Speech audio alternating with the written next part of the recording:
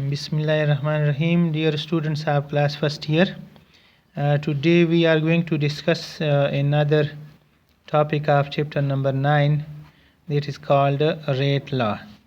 Rate law एक कानून है जो कि किसी भी रिएक्शन के रेट के बारे में है कि किसी रिएक्शन का रेट किन चीज़ों पर डिपेंड करता है और कौन से फैक्टर्स हैं जो इसको इफ़ेक्ट करते हैं।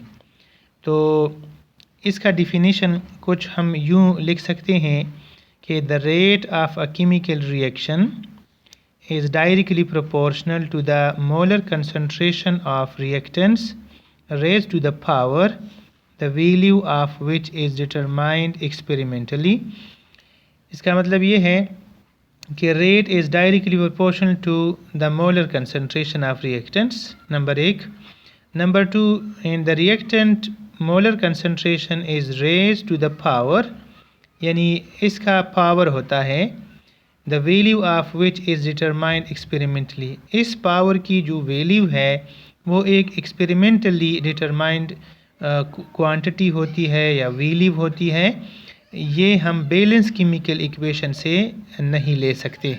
समटाइम्स ली जा सकती है ये वैल्यू, लेकिन समटाइम्स ये नहीं भी ली जा सकती।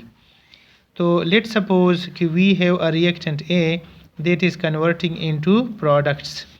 तो rate of this reaction is directly proportional to the molar concentration of reactant A raise to the power x. What is mean by x?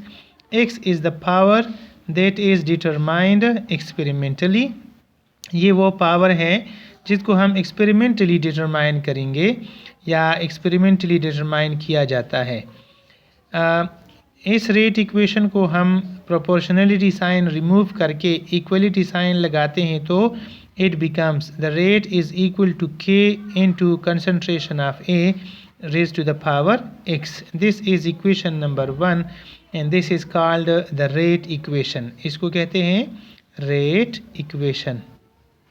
This is called rate equation और इस law को कहा जाता है the rate law. The k is called rate constant. इसमें जो के है इसको कहा जाता है रेट कांस्टेंट कहा जाता है।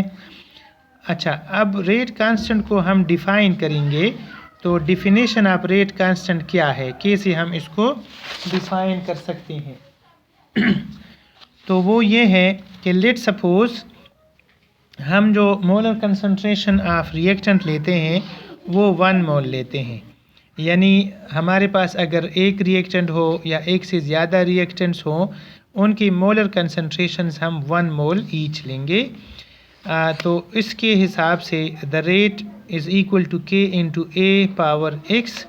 अब ए की वैल्यू हमने क्या लगाई है, 1 मोलर लगाई है, इसलिए हम लिख सकते हैं कि rate is equal to K into 1 to the power x.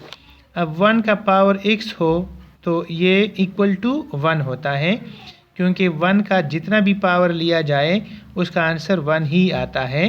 तो इसलिए हम लिख सकते हैं कि the rate is equal to K multiply by 1 और the rate is equal to के।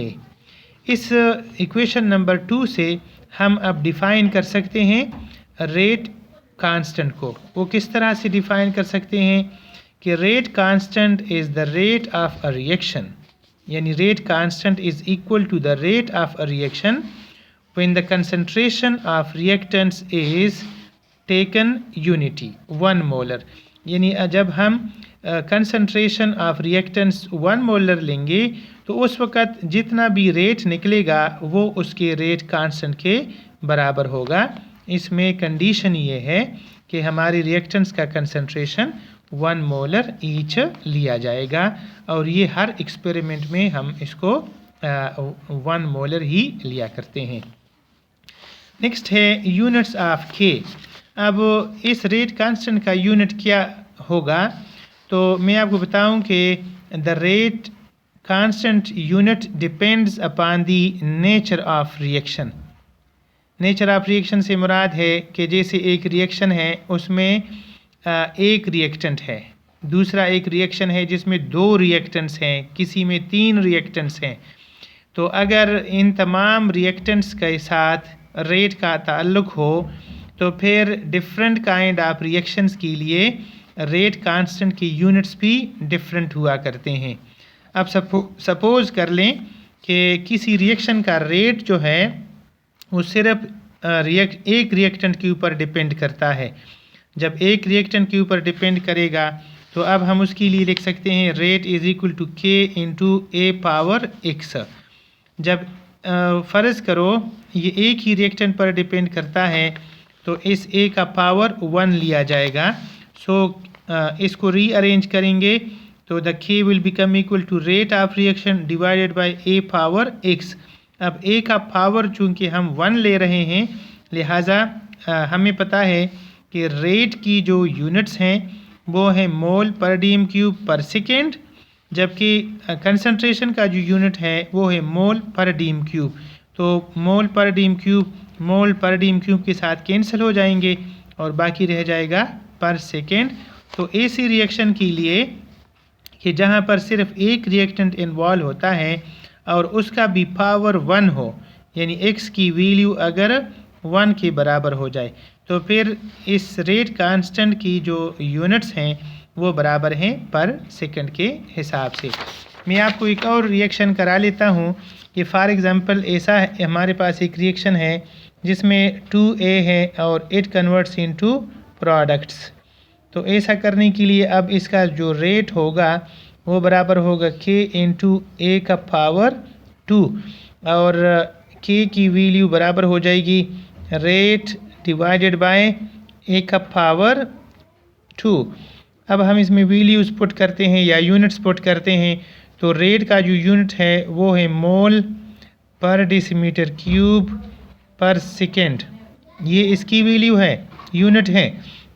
जबकि यहाँ पर हम लिखेंगे कंसंट्रेशन का यूनिट जो कि मोल पर डेसीमीटर क्यूब के बराबर है। इसका पावर ले लिया जाएगा 2 लिया जाएगा। अब यहाँ पर इसका पावर जो है वो हम 1 लेते हैं तो ये और एक में से ये कैंसिल हो जाएंगे, जबकि मोल पर डीएम क्यूब यहाँ एक रह जाएगा। तो इसलिए हम यूनिट निकालेंगे पर सेकेंड डिवाइडेड बाय मोल पर डेसीमीटर क्यूब का पावर 1, उसका पावर 1 लेंगे। अब इसको अगर हम ऊपर ले जाएं तो ये हो जाएगा पर मोल डेसीमीटर प्लस 3 एंड पर सेकेंड। तो this will be the unit of rate constant when there are two reactants involved, या if the rate depends upon the concentration of reactant raised to the power 2। इसी तरह अगर 3 के ऊपर depend करेगा तो भी इस तरह की यूनिट तब्दील होते चले जाएंगे। तो रेट कांस्टेंट की कोई ख़ास यूनिट्स नहीं होते, हर रिएक्शन के लिए इसका ख़ास यूनिट होता है जिसको हम ऑर्डर ऑफ रिएक्शन वाली वीडियो में पढ़ेंगे। Thank you very much, thanks for watching this video, thanks a lot.